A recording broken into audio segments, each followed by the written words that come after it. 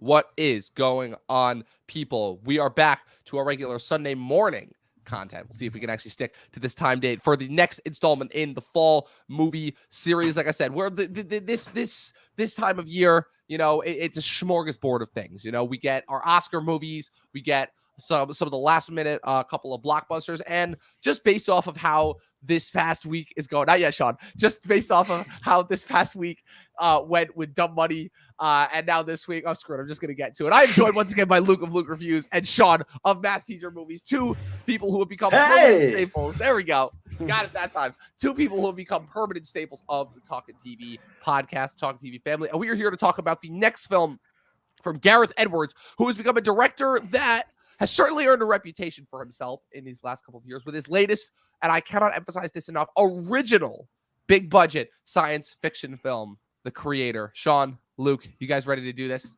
Let's do it. As the protagonist would say, I ordered my hot sauce an hour ago. So absolutely. I'm very much ready. Absolutely. All of that and more on today's episode of the Talkin TV podcast.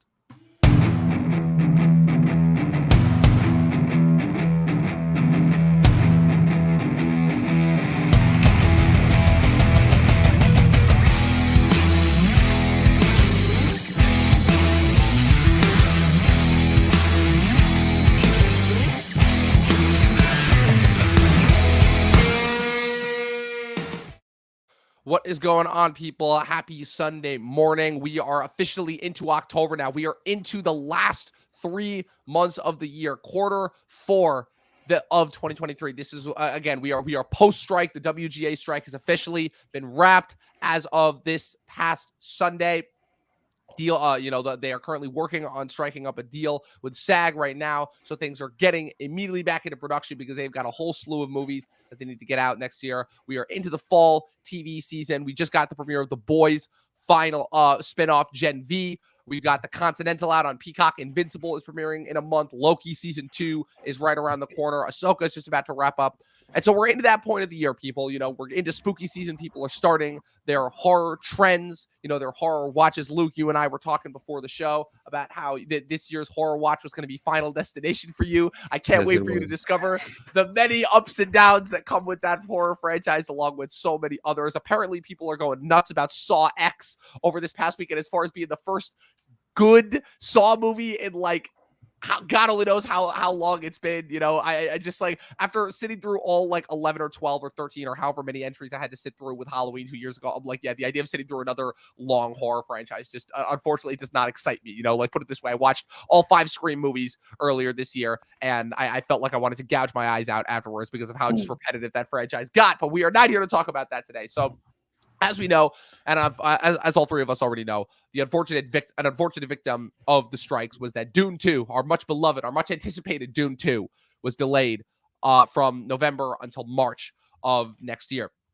And so that kind of left a little hole, I feel like, in all of our hearts as far as, our beloved big budget science fiction fare goes. But we had a trailer that dropped last year. I don't think I'd heard anything about this movie before I actually saw the trailer come out. And, it had a lot of familiar things about it, a familiar director, a familiar cinematographer, a familiar lead star. But there was one thing that really stood out about this, as we were looking into it. I was doing the research deep into this. I checked. I'm like, okay, there's no graphic novel that this is based on. No, sneaky comic book line that somebody didn't know about. No, prior existing movie or short film. No concept, no anything. And I was like, holy crap. Is this a big budget science fiction film with, hold on, let me look up the budget because that's also going to be very important to this discussion. It's low. It's very low compared to some of the other ones. Yeah. 80 million. Keep that in mind. 80 million. An $80 million budgeted movie that is entirely original and not based off of any pre-existing IP or material. This has got to be some kind of a joke. There's no way this is actually happening. There's no way that Hollywood, specifically 20th Century Studios, which as we know is owned by Disney, would actually take a risk on this. There's no shot. And so I just wanted to start off this conversation here, guys, because I'm just as confused. I haven't really done any research into this. Maybe you guys will be able to answer this. How the hell did this happen? I mean, yeah, Sean, I can tell you're eagerly chomping at the bit. How did this happen? I think there's corners of the world. The fact that they marketed this consistently and annoyingly as there's no IP with this. There's going to be no Denny's breakfast specials with this. There'll be no lunch boxes. This is a completely separate from any IP that's ever existed. It's a completely original story. And that marketing is definitely what works. That's what's getting people into this year. That's what's getting people excited about it. That's what's causing people to give good reviews on this. Maybe it might be a little bit leading their hand a little bit there because they're so excited about the completely original film that is no way at all predictable and is no way at all shades of a lot of the IP that we see, very much so. So it's like, oh, sure, it's not literally based off of anything, but I mean, like, I don't know. I think they shuffled the letters of some of the names because holy shit. Like this thing, I'm going to dive right into it. This is the most beautiful movie I've seen all year, and that's it. Like this is, I feel pretty mean. I know there's people that love it, and I love that people love it, and I know that people want to love this, and they want to love this because it's they have a responsibility to say we need to love this movie because it's an original sci-fi, and otherwise we'll just get more MCUs and DCUs and DCECUs, and so. But I get it, but like I just think Gareth Edwards has kind of missed the mark on a lot of his movies, with the exception of Rogue One, which is a little bit wishy-washy on if that was full Edwards or not. I mean, that's a lot of Tony Gilroy, especially after we've seen Andor. We know that Gilroy might have been talking that one up quite a bit. Yeah, and so I think that he's an exceptional director that like opens these worlds, and I was just in all of these worlds, but. I mean, let's get someone else to get that script cooking, my guy, because that was the toughest part for me, is that this story is just very, very derivative to the point where I'm like, yeah, you're bragging about being an original story, but you're far from that. Yeah, definitely. Luke, your thoughts on the purported originality of this movie? Yeah, I don't think it's like wholly original, but what I thought it was, okay, we take a little bit from Dune, we take a little bit from Blade Runner, we take a little bit from like 5 other things, and then we just throw it in. Definitely a lot of specific Cameron montage as well. I definitely was picking out. I'm like, okay, this is Avatar as well. Okay, this is Avatar. I'm like, and just throw it all into a sci-fi cocktail. But it really worked for me. Like even because of that, just noticing these tiny little tidbits. Like sci-fi is my favorite genre, like, quite easily. I think it's the one that you can do the most with, like combine it with any other genre, and it's just always good. Like sci-fi horror, it's just the best combination of genre there is, and I really enjoyed this one. Like for years I was like, where is Gareth Edwards? He made like 2 big movies with really big things. Like I want to see more movies with really big things in them, because he makes really big things actually feel really big, and that continues in this movie.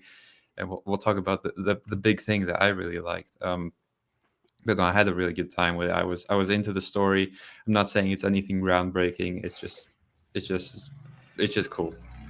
Like for 90% of it, I was looking at it, this is the coolest thing I've ever seen. Like, definitely this is made for me specifically. Yeah, exactly. No, I couldn't agree with that more, because you guys are both right to a certain extent. I'm like, immediately, I don't even think we were like 15 minutes into the movie before I'm like, okay, I've seen this before. I've definitely seen this before. And like, it was definitely a thing of where it's like every single plot twist that was coming, I'm like, okay, yeah, I knew that was going to happen. You know, I knew.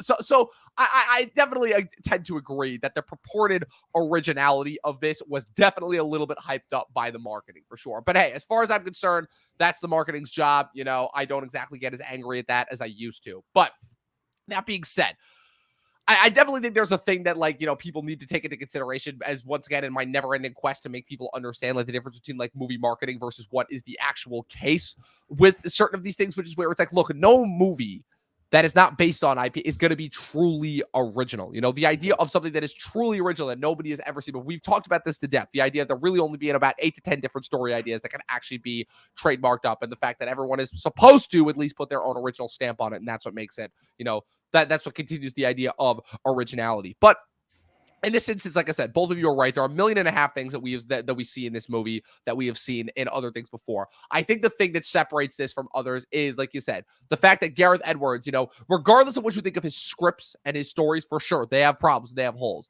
The look of these movies is unlike anything else. You know, say what you will. Again, 2014's Godzilla. There's a reason why I am a big, big fan of that movie and like it more than any of the other MonsterVerse movies that they released after that. Rogue One, again, there was a reason why And again, I like to give credit to that to both Tony Gilroy and Gareth Edwards, because I think that while Tony Gilroy absolutely is responsible for a lot of the better script elements and specifically the third act stuff, like I was doing a lot of reading. There's a lot of changes in that third act that were made between what we saw versus what was originally conceived.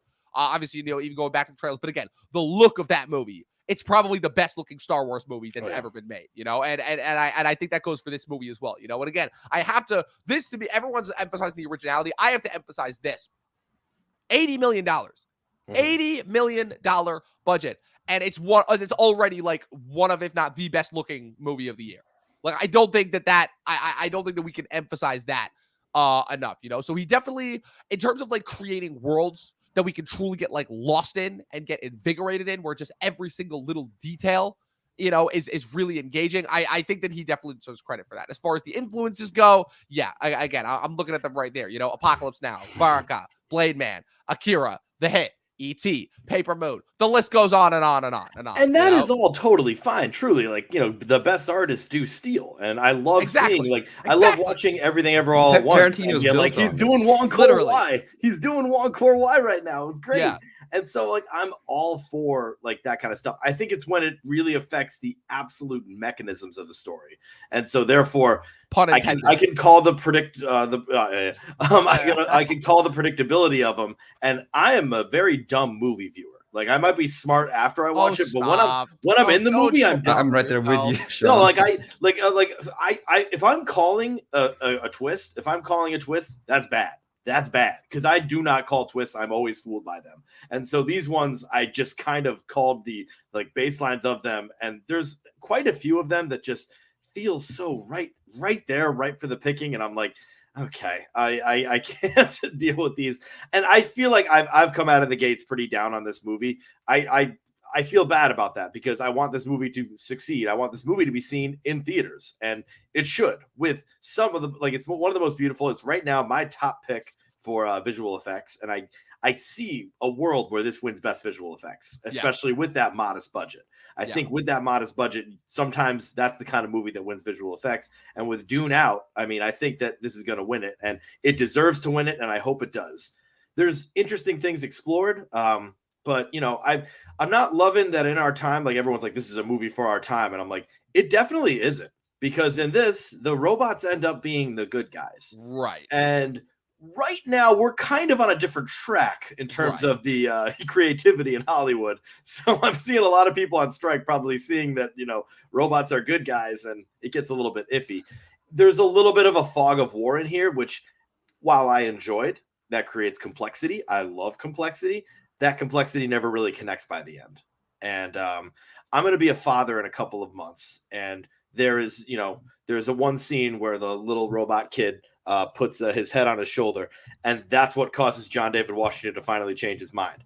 That could be the case when I have a kid. I'll probably change my mind about a lot of shit once, like, my little daughter, like, rests her head on her shoulder. But until then, that doesn't feel like a good narrative for me. Right. And I'm glad that you brought that up, where you're right. The idea of, like, I get what this movie's going for in terms of, it's very clearly supposed to be allegorical of Vietnam, and very allegorical of, again, like, typically, like, America and flexing its, its military industrial might over other countries, in this purported war that has definitely been grossly mismarketed to certain people. So I got all that.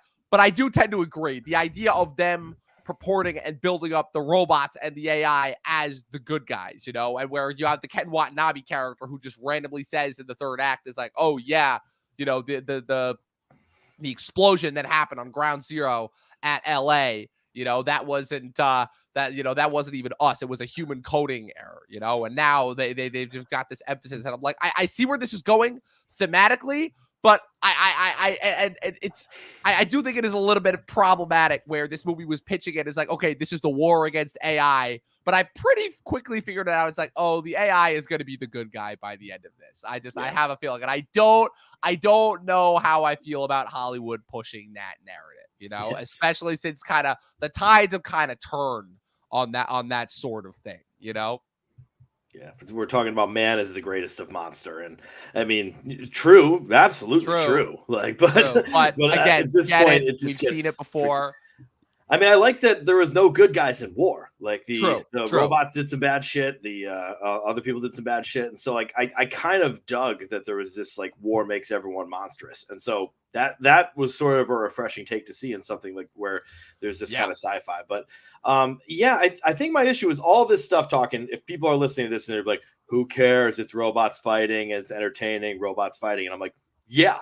Yeah, I mean, this movie got me in because, like, you know, robots had machine guns and they were firing them off to air. But it's also the fact that it purportedly wanted to be a quote unquote smarter movie. It didn't just want to be another dumb, just robots fighting and blowing shit up, you know? And just the plot holes in this are I do my best to ignore plot holes because I'm like, hey, fine, narrative putty, just put it in there. I'm okay with plugging up plot holes. But there was some tough stuff here where I don't want to get into specifics that endear with spoilers, but you know, the reunion of his wife, like based on the memories that she was going through, that last memory she had, she's gonna be pretty pissed at him.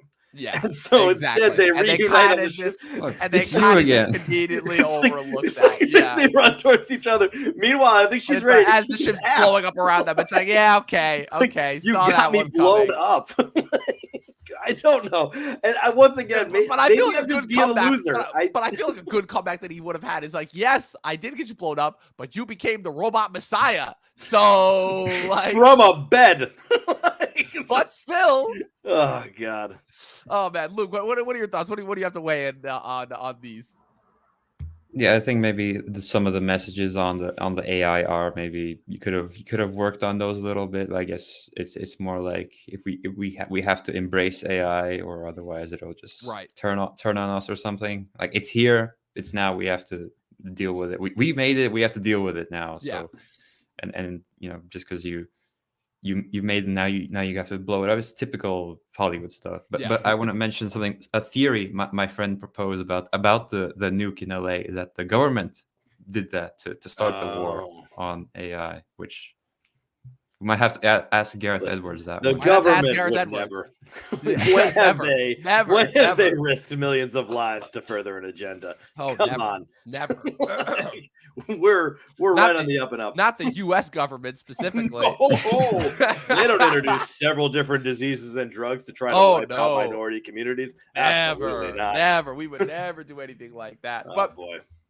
I guess we should probably start like right at the beginning of this movie in terms of like breaking down kind of like what works and what doesn't, because it starts with the whole, this is I love the little PSA that they had at the beginning of like the origin of like robots, like starting with like a 1950s PSA. It's like, and how like robots have progressively evolved as part of being a part of our society before like the explosion actually happens. And then the U.S. government is like, AI has attacked us. We will now not utilize AI in any and all situations, except for when we need to send out bombs. Bombers. One of them hesitating. The trash can that hesitated before. I thought for a second that one bomb was going to go off right there and blow it up. I would say what? I lost it at that part. I just started laughing. Like this is Wallace and Gromit looking like trash can robots. Like,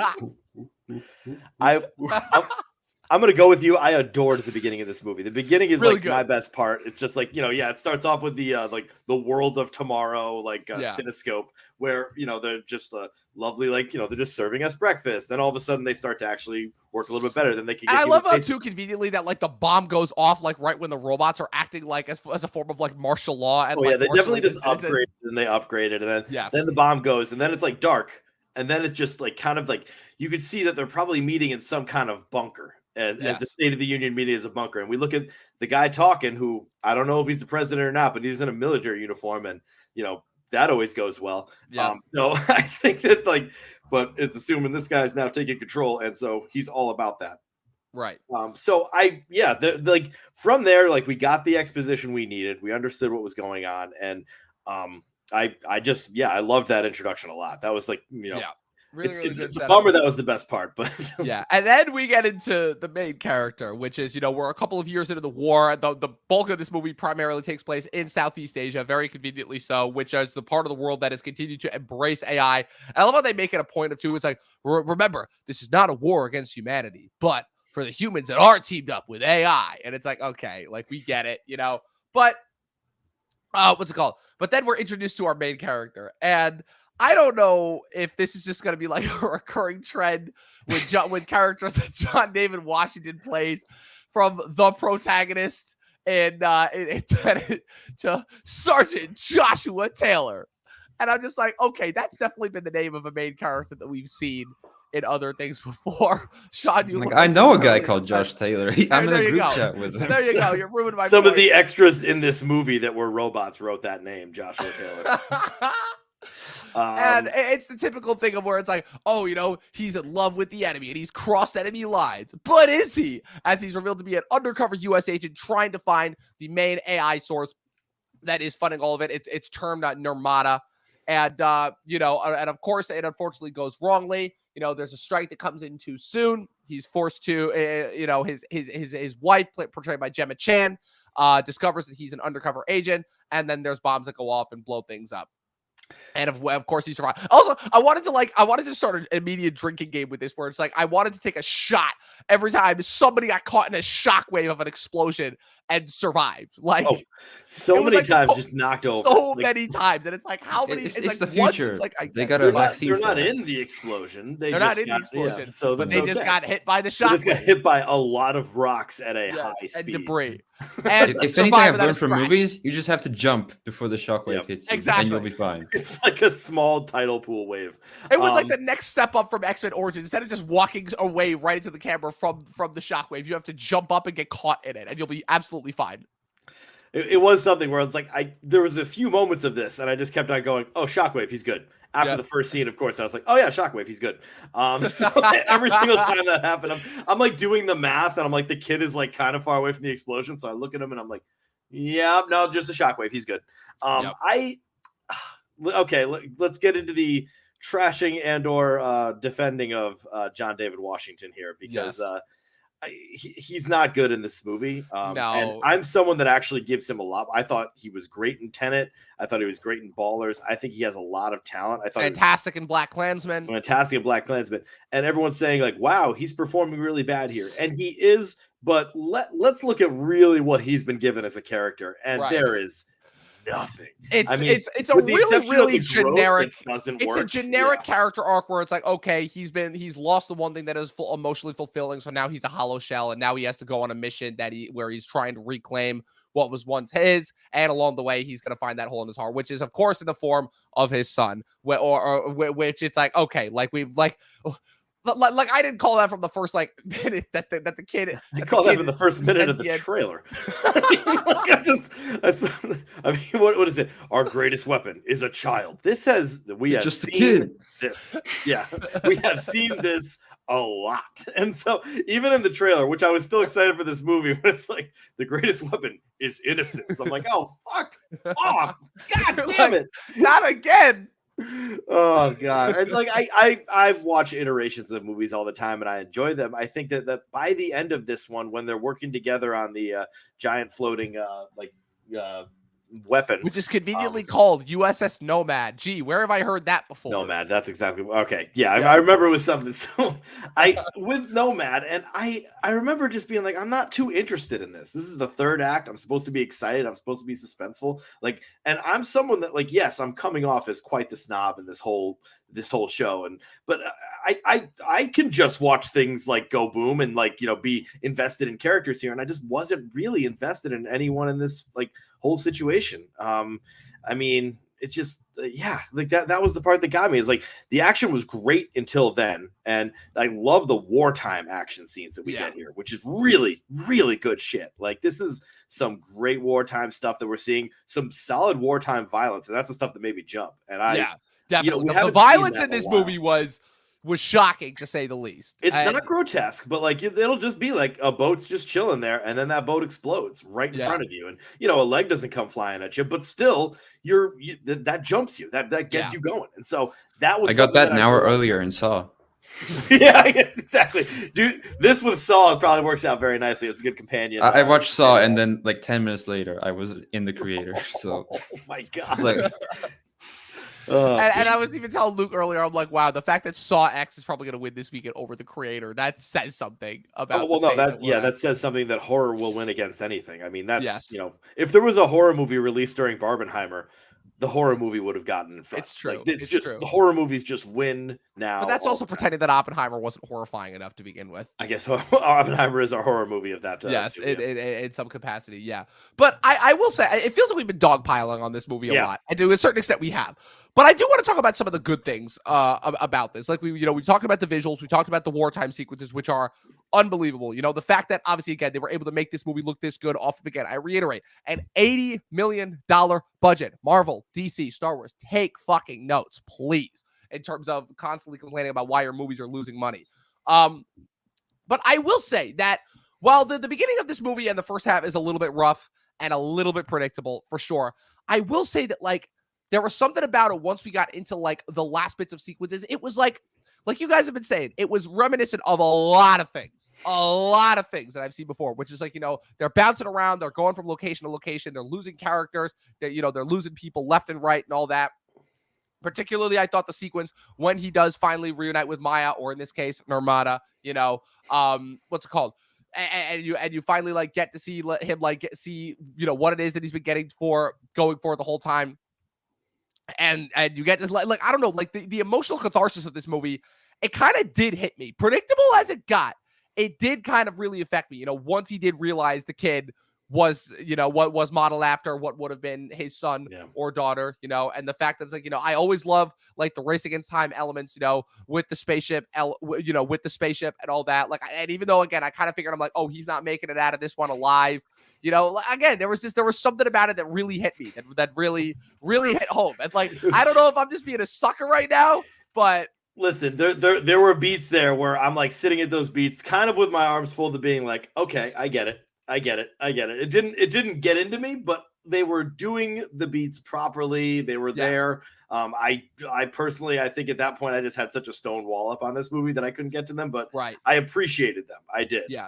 See, I guess for me, just the stone wall was never fully up because I was engrossed. I was engaged. Like there was never a point where I was completely checked out and just wanted to like start making fun of it, Like I was engaged in the story. I was engaged, in the characters, predictable as they were. Yes, John David Washington was a type that we've seen before, without a doubt. And specifically, I thought that particularly what was rough was all like those soldiers when they were introduced. I was like, okay, like not only are we ripping off aliens here, but we're doing it really badly. And these guys are all like, here's Tink, really generic. Well, let's talk really about this. As they head into battle, their big thing is they're getting hyped up to a Radiohead song, and I'm not gonna, I don't want to denigrate Radiohead. They're great when you have like a cognac out alone on your porch, but I don't know if Radiohead is good for like about to murder many people. Like I think that was an interesting move. I like Alice and Janney. I think Glenn Weldon came up with this, where this is the sequel to the sequel to the sequel of The West Wing, where C.J. Craig, after being vice president, is now going to battle. I mean, you can see she's bringing her C.J. Craig character into this. Oh my God. And that's crazy because when I saw that, fun fact, Allison Janney is an alumni of my acting school, and I saw her like in the background when you see like her and Ralph Ineson coming in, and I'm like, is that Allison Janney? I was thrown for a loop because I don't think I've ever seen her in like an action movie of any kind. It was so jarring to watch. I'm like, CJ Craig, like what? And is it bad enough that I still like whenever I see her, I still think of her playing like the crazy like woman who wanted to kill all of the animals and over the hedge? Is it bad that I still think of? Is it bad that I still think of that every time I see her and hear her voice? I mean, interesting because it's animated, but yeah. So, well, in fairness, that is probably like the closest to like the likeness. Like they clearly modeled that character after her likeness, just in general. Oh yeah. Oh god. But like, and obviously, like donating your likeness, Dom. That was quite. Like, whoa. And there you go. That's another way. It all connects. Oh man. And I will say too, how I want to keep talking about the battle elements, but I do find it interesting how we have basically gone almost like half an hour into this discussion now, and we have not really dove in deep into the AI implications, and how this movie was trying to be timely by releasing it at a time when ChatGPT is arguably at its like most prevalent in the culture right now, but also like you said, Sean, I do think that was a really interesting point that you brought up about how, that they released this movie right at the time when the strikes are getting resolved, which a big part of the strikes have been about the usage of AI throughout this entire time, so it is quite funny how that works. I don't even begrudge him because that's how you do movies. Like, you know, the man is the evil one and the misunderstood creature is what is like good. And so that's what you get for a satisfying audience. And so I'm like, okay, I'm on board for that. I understand what you're saying. I get what you're doing there. But yeah, it's just a little bit strange to have that here. And I also didn't really feel it. I was like, I think I'm supposed to still hate the AI. I think I'm supposed to still hate the humans as well because they're all doing terrible things. And then I remember, oh yeah, it's because this is a war. And so, you know, from the like truly like this is a sci-fi picture. It's given the genre name of sci-fi, but this is really more war picture than anything else. Where you have a side in some ways, but you are kind of not on the side of anybody because you see the atrocities from all of your characters on all sides. Right, exactly. Yeah, and I, like I said, that part of the element, I guess just because I remember everybody's been talking so much about All Quiet on the Western Front that got nominated last year for Best Picture, and I just couldn't get into that movie because I kept thinking of 1917, where I'm like, the thing about war movies is that war movies like have war movies I feel like aside from like certain others are like one of the most familiar when it comes to like expressing like certain tropes that like every time I see a war movie, I'm like, okay, it has to up the ante. You know, like 1917, it did have a lot of the Saving Private Ryan man on a mission elements to it, but it was the fact of how it was done in such a way that I'd never really seen it before that I was like, okay, I'm invested in this, you know, and it sort of became like a race against time kind of a movie. And this one, I definitely appreciated the references to Apocalypse Now, to Deer Hunter, to some of those like guerrilla Vietnam movies that really made up for a lot of the 70s and early 80s, and how they managed to like kind of bring that back around. You know, Gareth Edwards, I feel like he got to sort of experiment around with that in Rogue One, but I feel like really here he like puts that on full display, especially with like, you know, more of the guerrilla elements versus, you know, the big, massive, you know, American military industrial machines, you know, especially I thought one particularly harrowing sequence was when you have like, you know, the shot of like, you know, they just see like the tree line getting knocked down and you're like, okay, what is this going to be? And then you have like the giant Avatar tankers rolling in, you know, and I'm just like, holy shit. Like that was insane to say the least. Yeah. The scope alone of this does work. And, you know, just like amazing. Trying to like figure out that nomad sort of thing where it's just, it's so difficult to figure that out because it is in space. And yet it's like coming over. Yeah, but again, the symbolism of that I think really worked. Where it's it's like kind of always overlooking everything. Yeah, it was a very interesting, like very intricate way. And so like the world I'm getting from this, I was able to understand the world. I did. Like it was the people inside of it and their choices that I didn't really get. But I really understood this world. It was beautiful. It was nuts. And I mean, yeah, when we talk about these low budgets, I think it's because you have to, you know, you get some CGI, which is expensive, and you have to mix it with some practical, which is difficult and hard. And maybe in a couple of weeks, we'll find out that all these VFX writers, like, you know, were in a box for like, you know, 17 days without getting any food. So we'll see if that occurs because it's going to be like the hot box that one scene in Babylon in the hot box. Oh God. And this harkens back to Foundation for me, the Apple TV series. Yes. Which the budget of that one is $115, which is more, but that made me shit my pants because that thing is all effects and they're good. And so I wonder about like, okay, so spending too much on effects, that's causing them to be worse. Maybe it's just causing you to be a little bit more lazy. I don't know, but I think if you tighten your belt with an effects budget, I think stuff comes out better. Well, the other difference too, also when it comes to the effects, is it's like a creative, it's like a clear-cut vision. You know, Gareth Edwards has always seemed to be a guy who is very, very adamant and upfront about like, you know, creating something that is 110% clear and crystal. And I feel like the biggest problem as far as like some of these bigger budget superhero movies is they keep changing their minds. They keep giving them like only a week's notice to come up with like an entirely new design. It's like, well, then no wonder they look the way that they do. Hey, can you do it like this movie, but not exactly like this movie? You know, just like every time, pretty much. And then if they refuse, it's like, oh, you're blacklisted and no one else is ever going to work with you. It's like, okay, so that's how we're still doing business practices. Okay, sounds good. So it's funny because the whole size and scale thing, it goes back to what Guillermo del Toro was saying. Obviously, you know, I remember him talking about this on Pacific Rim, which ironically is also hitting its 10-year anniversary this year. Oh my God!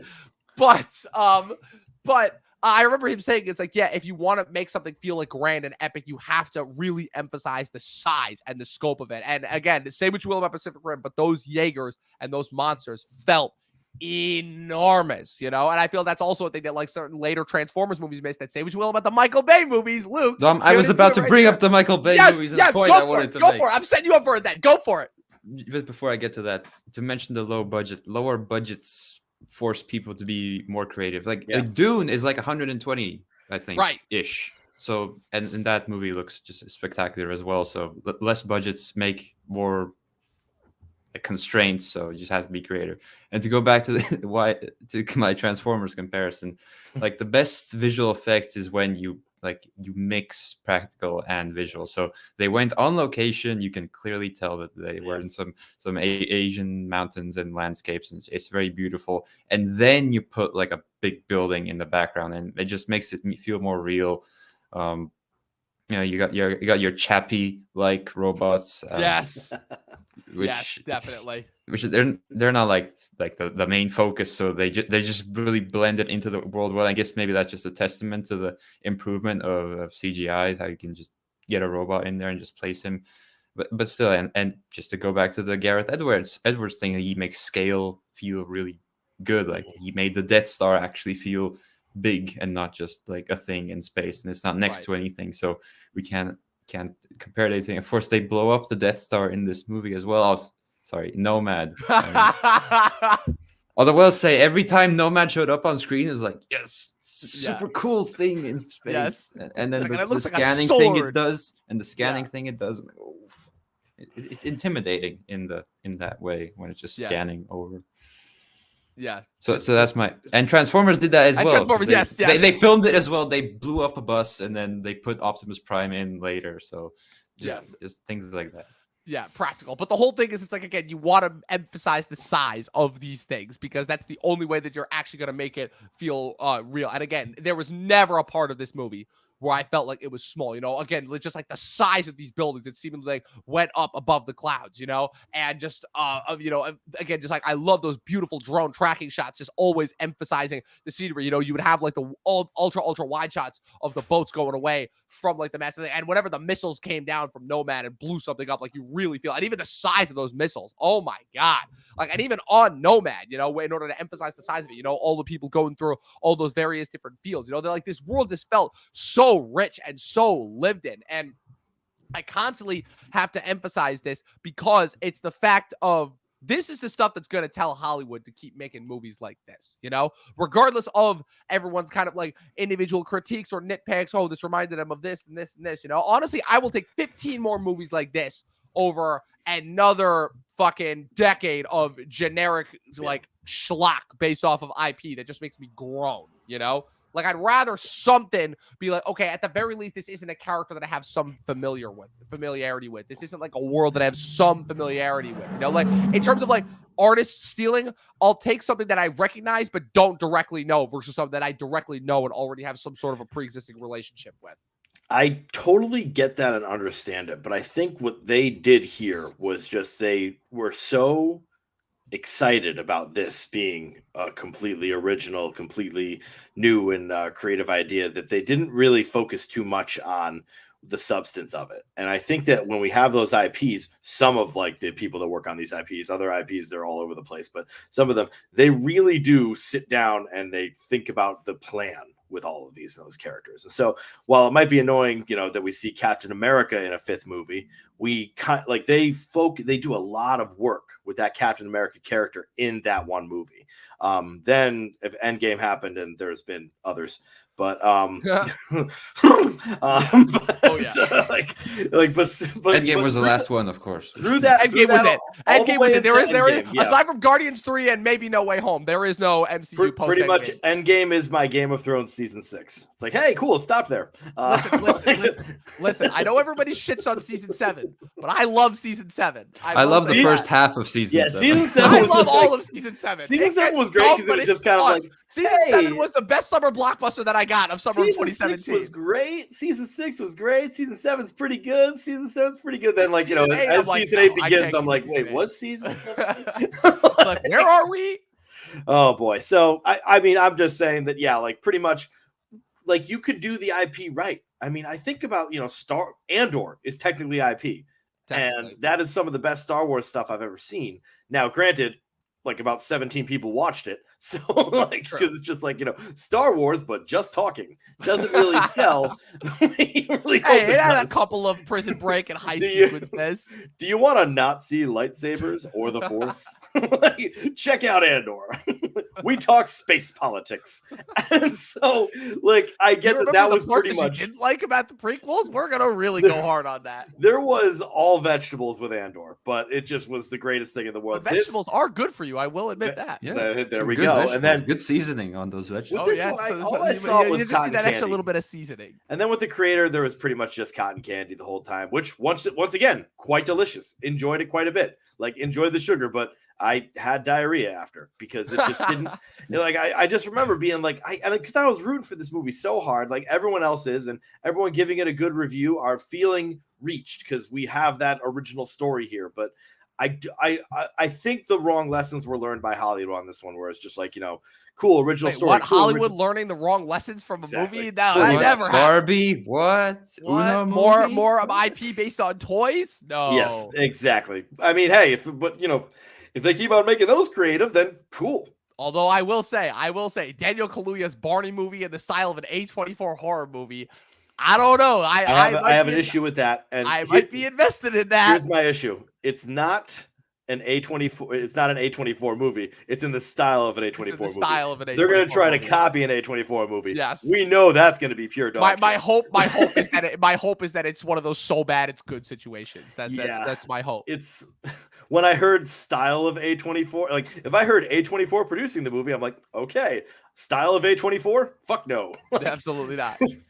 So with that being said, in the last 20 minutes of this movie, I do want to have the AI discussion because I like to give this movie props for, at the very least, because again, there's no way, because when they were making and filming this movie, there was no way in hell that they were aware of what would happen, at least with the strikes. As far as the ChatGPT goes, again, like they were probably shooting this around like this time last year. They're probably, ChatGPT really only surfaced, I want to say, in like the spring of 2023. It really wasn't, I feel like, as big of a discussion point and a part of the culture in like September, October of 2022. But I will say that I like to give this movie credit for taking such a hard set stance on artificial intelligence and everything. As far as them like trying to be like the opposite of Terminator in terms of being like, oh, in that one, the AI is the bad guy. In this one, the AI is just like the downtrodden underdog. And it's like the humans that are screwing everything up. It's like, I get where it's coming from for sure, because at the end of the day, humans do create AI. But in terms of the whole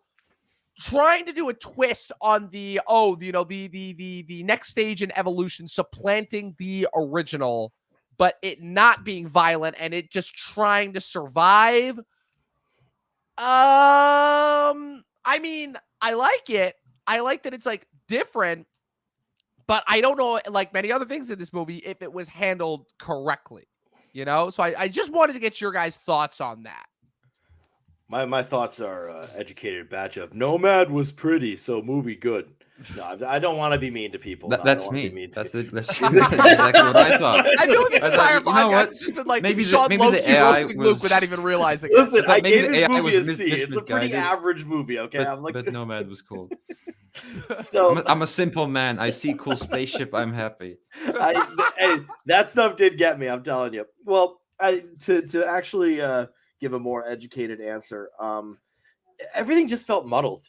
What they're trying to say, I don't know what their message was. Like, I guess their message was robots good, humans bad. War is bad, robots good, humans bad. Down with industrial complex. Set the robots free. Like, I just truly, it ended the way it did, which was like kind of nowhere. I mean, they got the Nomad down, which I have a feeling there will be plenty of repercussions. A bigger one. Yeah, but the Death Star, and again. Yeah, exactly. They'll just build a bigger one. That's going to be the sequel to this, which will then they have to backtrack all of their marketing. Yes, and it's like this time it's like, oh, how are we going to bring back John David Washington as a what is it called? As a what do they call the simulants? Oh, yes, so he'll wear like robots a little skin mask that looked like humans that had the skin masks. Yeah, I like how they worked really hard to get these like completely perfect looking skin masks to make sure they definitely look like humans. Then all they had to do was look left or right, and it's just, it's just like, ah! Wear a hood or something. Did not work. A little bit of a design. Well, that's what made the cute little kid work. It's like, oh, just put a hat. They put a hat on the Yeah, kid. the hat worked. Hey, what's this metal disc on your? Like, Yeah. What's this little metal spinning thing where your cerebellum should be? I just felt everything was a little bit muddled of what it was trying to say, and I wanted to and an action movie doesn't have to say anything. I just watched True Lies. Doesn't say a goddamn thing. Doesn't have any sort of message. Exceptional movie. Yeah. And so I think but if you're gonna try to say something, it needs to be coherent. And this movie was trying to say something, and I didn't know what it was that it wanted to say, and that was the part that really bummed me out. I will say though, I think that there are definitely elements where this felt like a message movie at some points, but I don't know necessarily. And this is the one thing where I will remain hard stance on. I definitely think that this may be one of those instances where, again, because of the subject matter, it is very much people are mapping this as being a message movie, when in reality, it's just trying to be a genre movie, Right. And genre movies don't always have to have messaging. Definitely Obviously, again, because of the history of science fiction in cinema, and also because of the fact that this is a mix between two very, very big genres, science fiction and war, and as well as mixing in a little bit of dystopic future as well. I think that there are elements of this where it is simply trying to be a genre. Oh, hey, doggy. Why didn't they make an AI dog? Right? Like, you had the one scene in the beginning, which, again, this is one scene where I don't know if they were trying to make this a joke or not, where the dog picks up the grenade and carries it out and just places it and throws it by the robot. I thought that was great.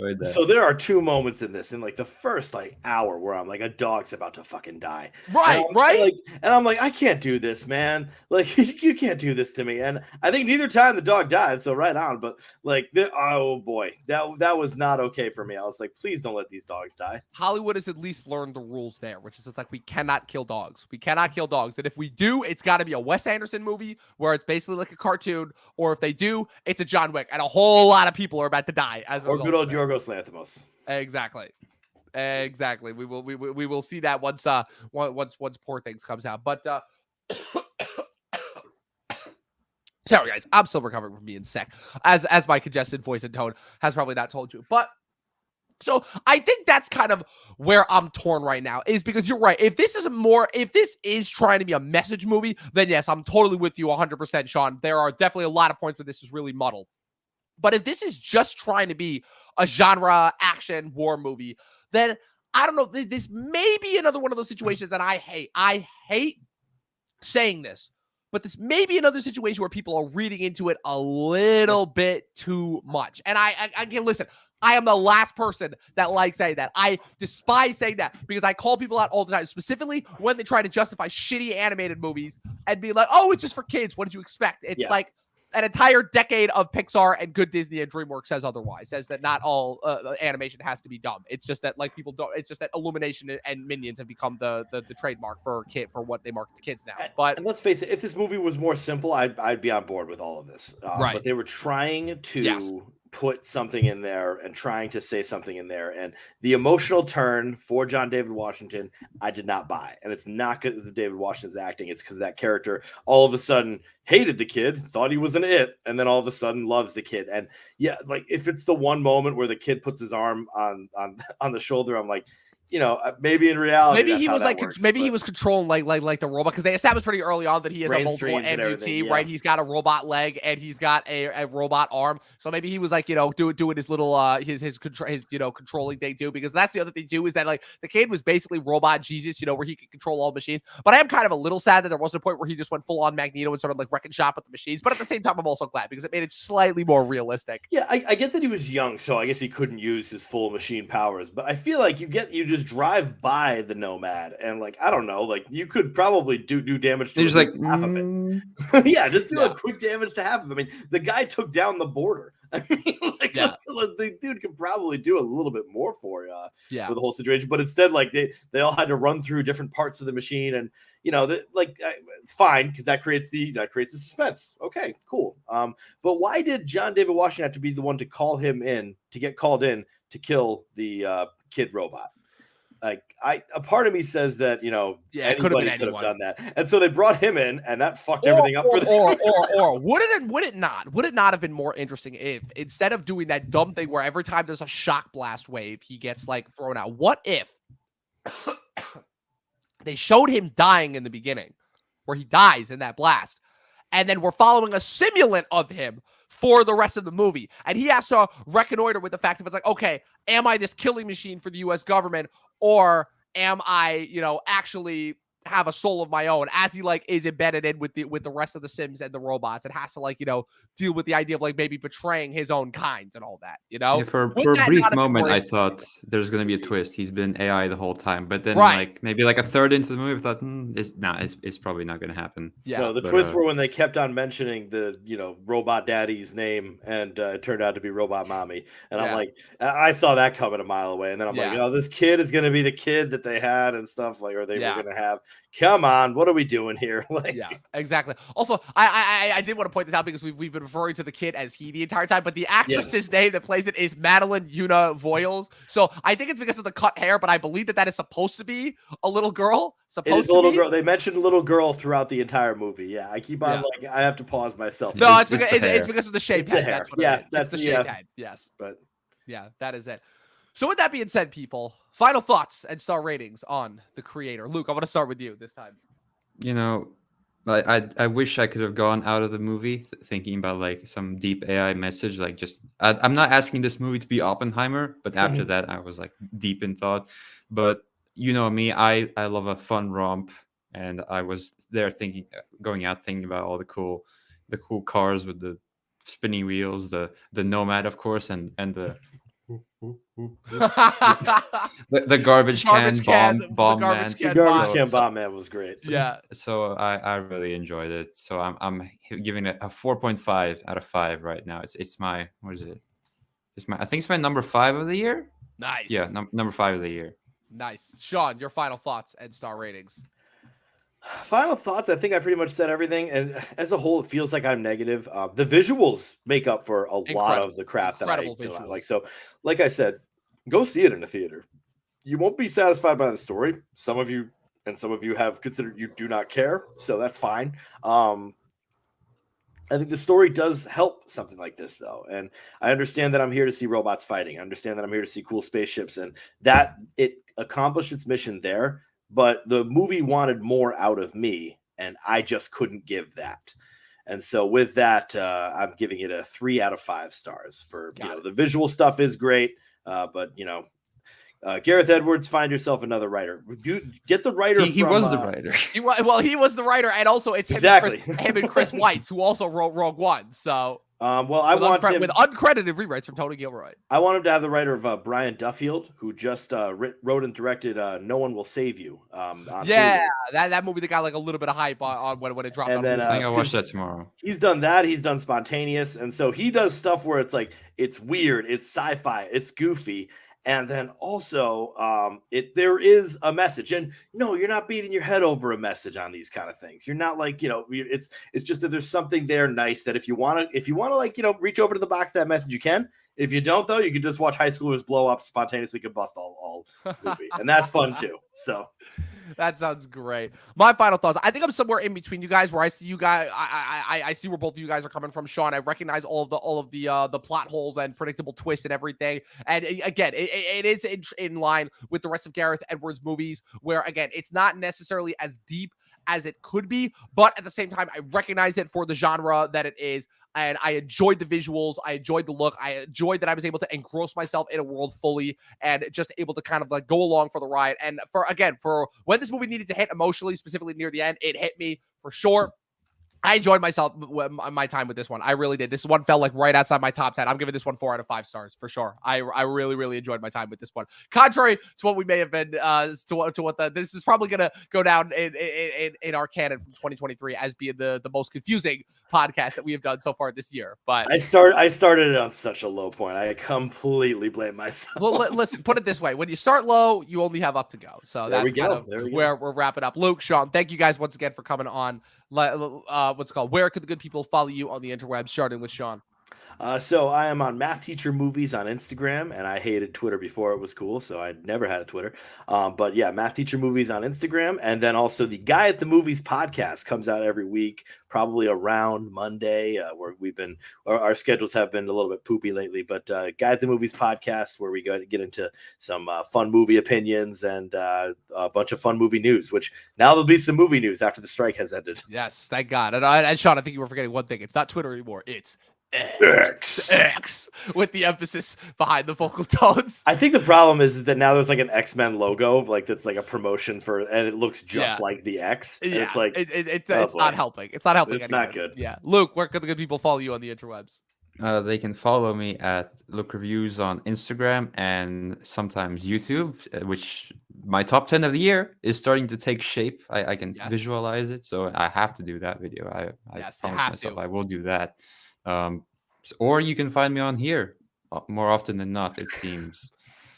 Like I said, you've basically been my number 2 for this whole year. So yeah, Dom just sends me, hey, you want to come on the creator? I'm like, oh, okay. I'll come on the creator. creator. In fairness, I was looking at the spot at the amount of guests that I had lined up, and I'm like, I feel like I'm missing somebody for this. I'm like, who's my resident sci-fi head here? And I'm like, Luke, where's Luke? So that kind of is what led to that ultimately. You guys can of course follow me with everything going on at Movie Nerd Reviews across all platforms. Be sure to follow the official Talkin TV podcast across all platforms. Subscribe to us if you're watching us on YouTube. Follow us if you're listening on Twitch. This episode will be available tomorrow on Spotify and Apple Podcasts as we get closer and closer to the end of the year and the end of our 5th podcasting season. We're almost into 2024, which means season 6, which means we will be halfway through to our ending resolution of 12 seasons and a short film and watch more fucking movies. We'll see you guys next week with Exorcist and Loki season 2.